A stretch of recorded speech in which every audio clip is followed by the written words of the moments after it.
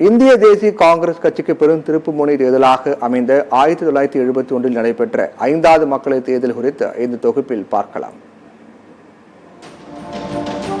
1969 இந்தியாவின் விடுதலைக்கு முக்கிய பங்கு வகித்த பலம் வாய்ந்த இந்திய தேசிய காங்கிரஸ் கட்சி அதிகார போட்டியால் இரு அணிகளாக பிளவுபட்டது. அதனைத் தொடர்ந்து மக்களவையை ஓராண்டிற்கு முன்னதாகவே கழித்து தேர்தலை சந்தித்தார் அன்றைய பிரதமர் இந்திரா காந்தி.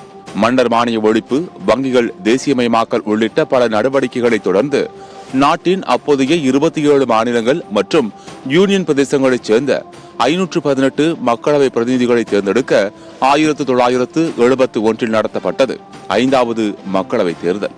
இந்த தேர்தலில் இந்தியா முழுவதும் 27.41 கோடி பேர் வாக்களிக்க தகுதி பெற்றிருந்தனர். இது கடந்த பொது தேர்தலில் வாக்களிக்க தகுதி பெற்றவர்களை விட சுமார் 2.3 கோடி பேர் அதிகம். 53 கட்சிகளை சேர்ந்த வேட்பாளர்கள் மற்றும் 1134 சுயேட்சைகள் உட்பட 2784 பேர் 518 மக்களவை இடங்களுக்கு போட்டியிட்டனர். இந்த மக்களவை தேர்தலுக்காக நாடு முழுவதும் 3,42,918 வாக்குப்பதிவு மையங்கள் அமைக்கப்பட்டிருந்தது.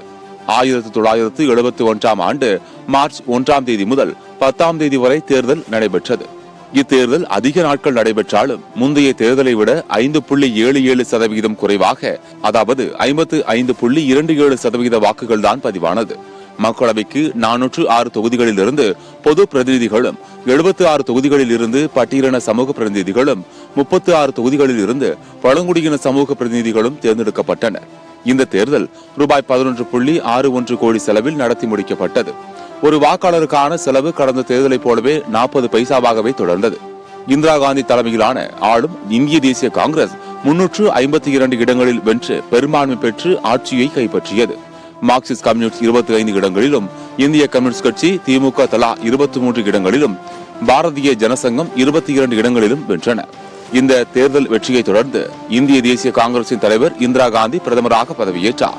இந்த 5வது மக்களவை தேர்தல் இந்திய தேசிய காங்கிரஸ் கட்சிக்கு பெரும் திருப்புமுனை தேர்தலாக அமைந்தது.